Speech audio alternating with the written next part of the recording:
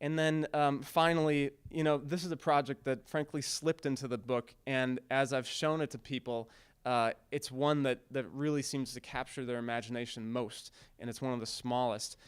It was a kind of a playhouse that was designed for something that this group in Arkansas calls Playhouse Palooza.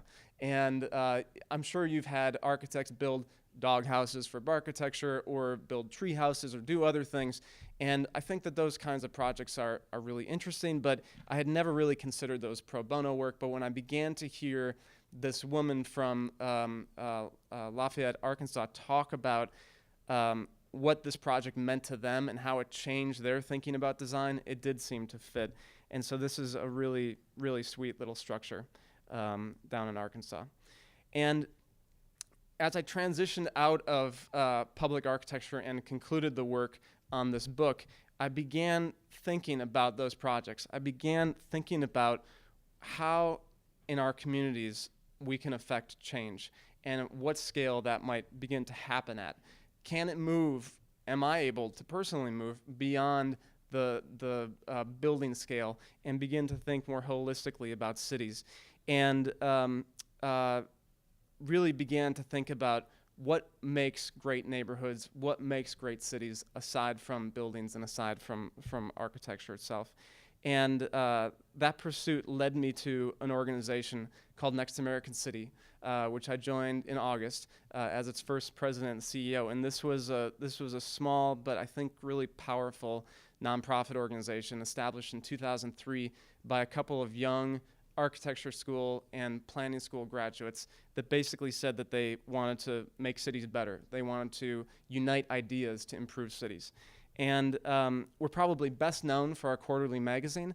It's this current issue that's in circulation right now and at most major newsstands is a focus specifically on Detroit and New Orleans as comeback cities. It was timed with the 5th anniversary of Hurricanes Katrina and Rita, but also looking at the kinds of changes that are happening and reshaping Detroit.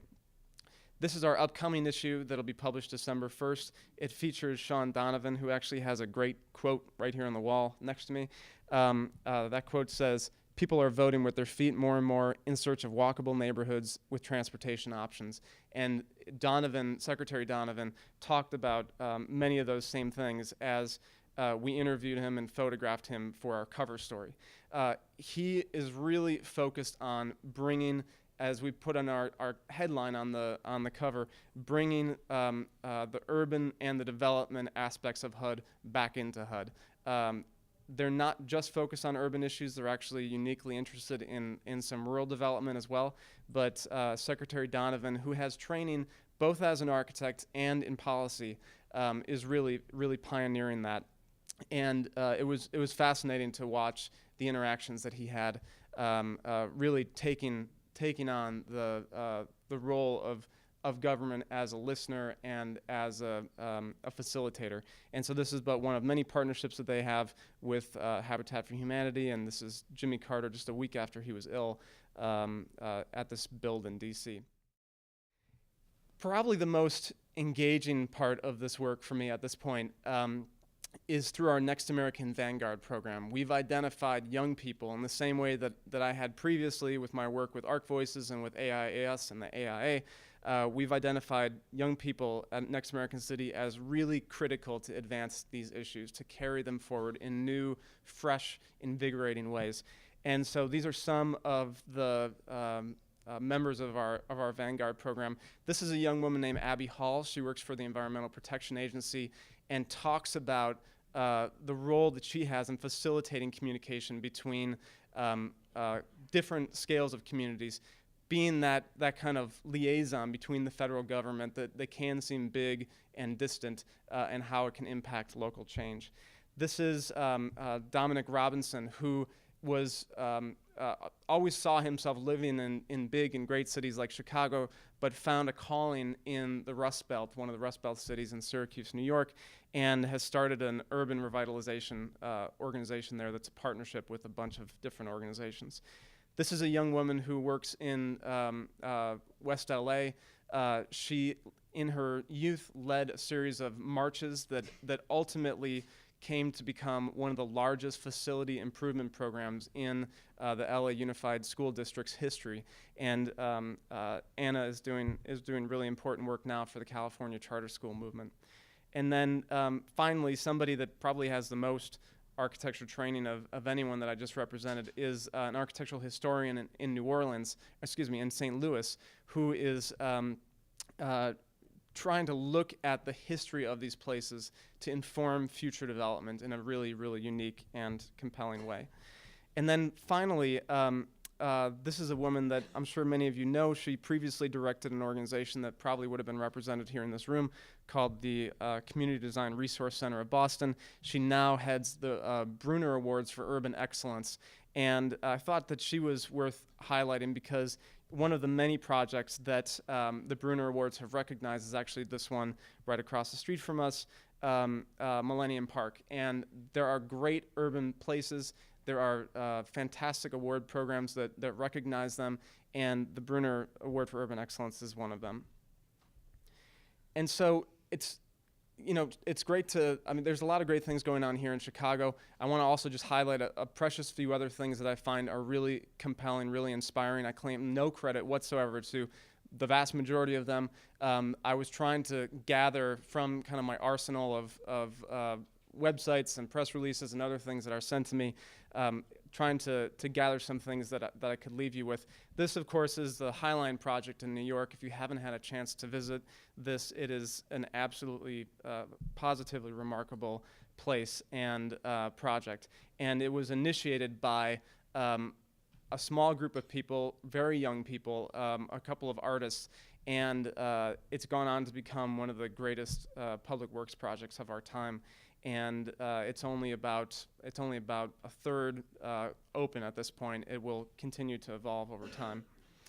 And then, New York is this place that I'm spending a lot of time these days, but it's also a place you can imagine that stuff would just take a long time to happen.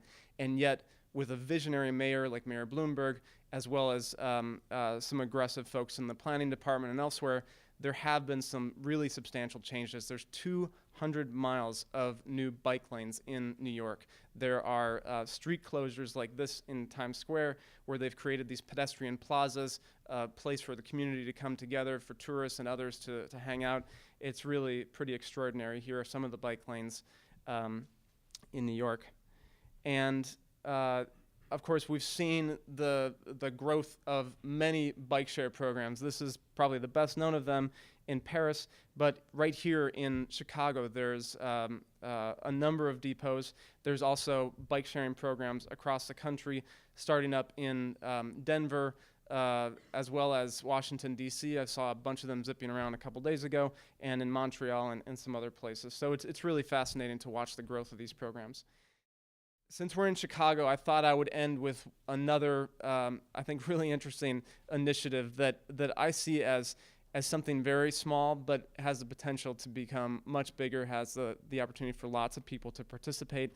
And it's called Give a Minute, and it was launched as a partnership between CEOs for Cities, a design firm called Local Projects, and then funded by Rockefeller Foundation, Knight Foundation, and a bunch of other partners. And it's intended to go beyond just Chicago, but I thought since we're in Chicago, it was appropriate to talk about. It's basically give a minute to contribute an idea that could make Chicago better. And so I just want to go through that.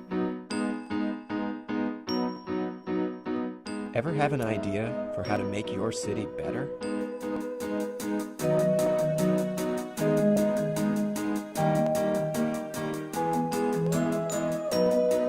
Give a Minute is an easy way to share your ideas, connect them together, and make them happen.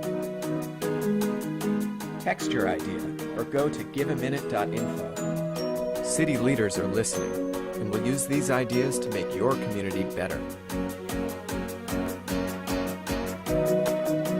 Give a minute and change your city, because everyone has a great idea.